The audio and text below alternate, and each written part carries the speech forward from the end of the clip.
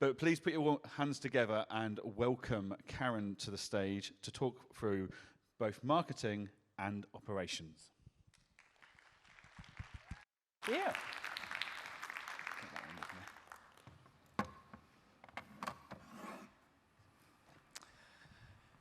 Marketing gets them in. Operations settles them in. And client experience keeps them in. If you're thinking about those three categories as separate entities, each one is a silo that works on its own, then I guarantee you there are some gaps, particularly between your marketing and your operations, that are making things a little more challenging for your new clients and your existing clients than they need to be. Because the truth is, marketing and operations want to work together. They want to be connected. But it's really tempting to think about them separately and to think, well, I know I need to think about my marketing. I know that's something I need to do. Maybe I even need to do some things with marketing. I'll spend some time on it. Maybe I'll even spend some money on it. But first, I'm going to get my operations sorted.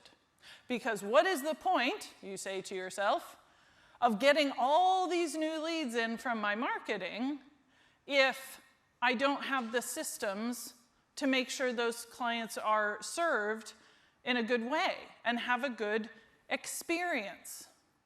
That's a noble and honorable goal. It is good to make sure that these clients you're bringing in are going to have a good experience. But the challenge with that is that if you separate them and you say, I'm going to do marketing 0% and I'm going to do operations 100%, then the things that help your operations to be better, or the operational things that would help your marketing to be better, are not talking to each other. So then you're going 0 and 100, and then going 0 and 100, and you're going back and forth, and it's staggered, whereas marketing and operations want to be integrated. Because marketing makes the promises. Marketing says, this is who we are. This is what it's like to work with us. This is how it will work. This is what it will cost. This is who you will work with. And operations comes in and delivers on those promises. So if you find yourself beginning to make little tweaks in how you operate, but you haven't put that into your marketing, then you're missing an opportunity to help new clients see what it's like to work with you. Or if you're only looking at your marketing, you're forgetting to share the things that are the reality of how you do business. I worked with an accountancy firm, our company worked with them for over 2 years, and the marketing was so successful. They did the foundational work, they got their brand and their website, and they did the consistent, steady marketing that you're meant to do, the organic kind that brings you the drip feed of clients that you love working with. That is the dream. It is an achievable dream. It often takes a little longer than you expect, but it does work. And it worked for him. It worked so well that he came to me and said, we actually have so many leads that I need to focus on the operations because there's some things that are beginning to creak a little bit, which again is a fair point to make. If you are bringing in the clients but not able to serve them, you do need to pay some attention to that. The problem is, his conclusion was, therefore, I'm going to pause my marketing. I'm just going to put that on pause so I can focus on the operations and systems and get those right. And when it comes to marketing, pause is a fancy word for stop. It means that you think in your head, I'm not going to stop. I'm not. I'm just going to pause. It's like a podcast that I'm playing. I'm just going to hit pause, do a few other things, and then I will come back to it. I can guarantee you all of us at one point or another have paused a podcast, then opened another app, then life, business, whatever, and months later, we've never finished the podcast. We don't even remember what it was we were listening to or whose it was. The same thing can happen to you with marketing if you go to 0% and then try and put all your energy into operations and then go, okay, we've got that sorted. Now we've got to go back over here. And it gets exhausting because you're not considering them together. And because marketing makes the promises and operations delivers on the promises, this is why your brand, your firm's brand, is so important. I would argue it's the most important foundational element to your marketing. If I could spend all day, every day, just on one portion of marketing, it would be brand. And brand isn't just your name, your logo, maybe your colors, a few hex codes. It's all the things that summarize who you truly are. If marketing is going to be its best, it is going to truly and honestly tell people this is who we are. And then when they meet you, it matches. And what happens is, if you haven't paid attention to your brand, there begin to become gaps between who you tell people you are and what is actually happening in the operations and the culture of the business. And those little gaps are small at first. Just a little tiny distance between what you say on your website and what happens when they sign up. Or the video that you post on social and the experience that somebody has. But your business is going to keep changing. That is a good thing. It needs to keep changing. Everything is changing at lightning speeds, and I feel like lightning is getting even faster these days, and everybody wants everything faster. So these gaps begin to spread out until, if you don't pay attention to them, you have a veritable sea of space between what you're saying about yourself and what is the true experience that they're having. And this is why you need to pay attention to your brand, because it goes beyond your name and your logo and maybe your colors. It includes things like your mission, why you exist, your vision, where you're going, your values, what is it that you stand for, what kind of people you work with. Not just small to medium-sized business owners between $500,000 and $2 million who value our services and want to grow. That's everybody's audience. Most of you here would be happy with that kind of business. But that business owner is not going to come to your website and be like, oh my word, they serve small to medium-sized business owners who want to grow. That's me. I feel heard. I feel seen. They're not going to say that. But if you said, we work with female owners of creative agencies who work exclusively with accountants and whose owner is the author of 2 books and is a dual British American citizen, I might be like, oh my word, that is exactly me. How did they do that? That's what you want to do with your marketing. You want them saying, how did they know? I thought it was just me. And that's why your brand goes into deeper things than just, here's our name, here are our colors. It's your mission and your vision and your values and your brand voice. How is it that you speak? Side note, you need to have a company brand voice for your firm, but if you're posting on LinkedIn as the owner or key person of influence, I would suggest you need a LinkedIn voice for yourself. Because unless it is just you, the firm's voice is a little different than your voice. That's a side note. Many of you may not have a brand voice documented. I am working with a firm who came to us to work on some foundational strategy before we begin. We always do that. I know you want to jump in and get things executed, but you need to, in order to take a step forward, you need to say, what is it that we need to focus on? Where are our gaps? And she said, well, we have a mission and vision statement. We have values. We have brand guidelines. I said, great, upload them all. And she did. And we started looking at the values, and they were things like customer service excellence and technological tradition.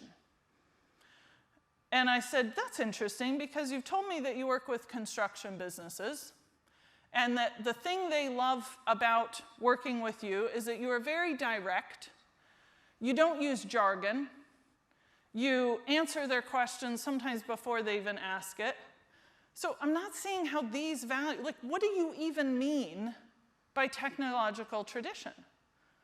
And she said, I don't really know. We got that from ChatGPT. Which is fine. That's no problem. I use ChatGPT all the time. But if what ChatGPT is giving you is something that you don't understand, how in the world is your audience going to understand? How in the world are they going to say, oh my word, that's like meeting them in person? Your website ought to do so much of the work for you that by the time they meet you, they already know 70% of what they need to know. They want to do that research before they talk to you. So you need to consider all those brand pieces. So as we dug into her values, we realized that what she meant about technology was the impact that it had, the accuracy of the results she gave her clients, and the expediency of getting that as quickly as possible. So if there is a tech or an AI tool that will provide accuracy with expediency, she's all for it. But if there's a new tech that everybody's raving about that's not quite delivering the accurate results, she's going to research it a bit more. That's what she was trying to get across. So we said, well, why don't we just change that to accuracy and expediency? That's what's important. That's the kind of thing that you dig into in your brand. Things like colors. We have a firm we're working with who had some brand work done before they came to us and asked, I'm not quite sure about this color. I'm not sure if that's the right color for our audience, which I thought was an excellent point. This isn't, do I like purple? Do I think yellow is a great color? This is, what color is going to bring up the emotions and feelings for my ideal audience and help them feel safe and comfortable? Just a side note, there's color research that shows that certain shades of colors can make us feel anxious. If the yellow you're using or the green that you're using is at that level, people can feel a bit tense on your website and they don't even know why. This is why things like color matter. And they matter all connected together so that the person you want to work with, your ideal client, feels safe and comfortable and educated and understands what to do next. So the reason these things are so critical to look at is because, as I mentioned before, you've got these potential gaps between what you're telling people about yourself and the you that you truly are. And when you identify those gaps, then you can figure out what it is that you need to create. Now, we've created a brand assessment that you can take. I'll come back to that in a minute. We've created, it's just a 9 or 10 question to identify a couple gaps that you may have, and it also includes a personalized video review of your website. Now, some of you are like, oh, golly, please don't look at it. If that's the case, you definitely need it. I mean, you may as well know. But the point is, your website is one of those assets that is available to people. And if there are some gaps there that you could fill When we send you that video, we'll take 5 to 7 minutes, review your website as somebody who hasn't seen it before, and say, here's a few things that struck out. You may want to adjust the wording here. You may want to move this there. It's these small things that begin to narrow that gap until the connection between marketing and operations is not that far. Because it is very, very tempting to focus on operations because it feels safe to you. Working on systems, sitting there in your Engager app and making sure that all these things are organized can feel a little more comfortable than whatever in marketing that you don't even know. I've had multiple accountants in the last week tell me, I hate marketing, or marketing makes me feel very nervous. And I always just ask, well, what is it about marketing that caused you to feel that way?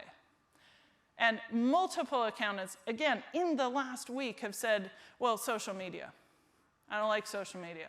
I don't want to be on social media. It seems like everybody's humble brag or boasting, or I don't even know. I don't know what I'm supposed to be doing. And I said, well, what if we took social media out? Would you still hate marketing? And they're like, oh, no, that'd be fine. That'd be okay. Social media is only one tiny part of marketing. So if there's an aspect of marketing that's making you feel nervous, go back to your operations. Go back to your place that you know. What is it that you know about your firm, and how can you share that with your audience in a way that helps them feel like they know you before they know you? Do you have a page on your website that says, this is how we work? This is what happens first and next. Do you have any information on your website that says, this is how we approach pricing? Here are pictures or videos of our team. This is who you will meet with. Those are all operational things. And if you could just share some of those with people in your marketing, then both of them are better. So one of the things that you could do, because your brand is making those promises, then you can connect the marketing thing to the operations thing. So if in marketing you're saying, we're promised to listen to you and advise you, then operations says, we will make sure there's an in-person meet or a Zoom meet every quarter, and we will review your prices at that time. It's a good thing to do. And for tracking, we're going to track this by also sending you an NPS survey or some questionnaire to just see how your client experience is. And then you get people to fill in a Google review or something to say, I had a really good experience. And you take that and you put that on your website. You've just taken the experience they had, moved it through operations, and delivered it to marketing. They're all beginning to connect because that is what they want to do. Marketing wants to tell people how the operations will be, and operations wants to take how things actually are and show it to people. So you can take this very short assessment, 10 questions. You can tick the box for the website review if you want that, and we will help you identify just a few gaps that you could begin to look at. There's loads of things that we can help with beyond that. We help with strategy, execution, and tracking. And if you want to do the implementation and tracking yourself, we can just help you with the strategy.